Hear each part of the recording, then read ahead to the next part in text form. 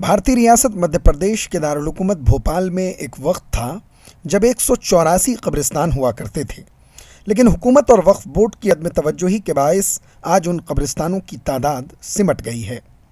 भोपाल में अब महज 23 कब्रिस्तान बचे हैं, जिसमें चंद ही कब्रिस्तान इस्तेमाल में लाए जा रहे हैं, जिसमें से एक कब्रिस्तान जहांगीराबाद जद्दा में मौजूद है। उस कब्रिस्तान की ज़मीन पर भी नाजायज़ कब्ज़ा करने वाले शरपसंद अनासिर की नज़र है। जहांगीराबाद जद्दा कब्रिस्तान की चार दीवारी को चारों तरफ से धीरे धीरे मुनहदिम किया जा रहा है और कब्रिस्तान में कचरा और मिट्टी डाली जा रही है, जिससे साजिश की बू आ रही है।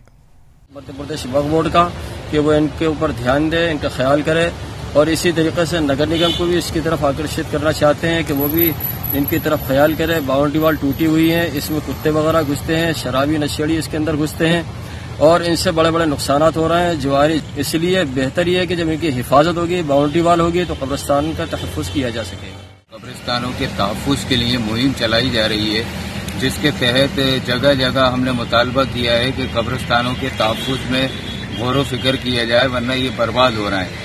और ये हाल सिर्फ जद्दा कब्रिस्तान ही नहीं, पूरे भोपाल शहर के कब्रिस्तानों का हो रहा है, जिसके ऊपर संदिग्ध तत्व भूमाफिया जो है नजरें गड़ाए हुए हैं। अगर इस पर फौरी तौर पर तवज्जो नहीं दी गई तो वो दिन दूर नहीं जब कब्रिस्तानों का वजूद भोपाल शहर से खत्म हो जाए।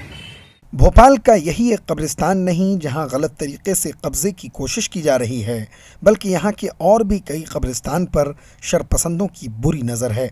ये अनासिर उन कब्रिस्तानों की न सिर्फ हुर्मत पामाल कर रहे हैं, बल्कि उसकी ज़मीनों पर नाजायज़ तरीके से कब्जे भी कर रहे हैं, जिससे मकामी मुसलमानों में गम व गुस्सा है। ETV भारत के लिए भोपाल से कमर गौस की खुसूसी रिपोर्ट।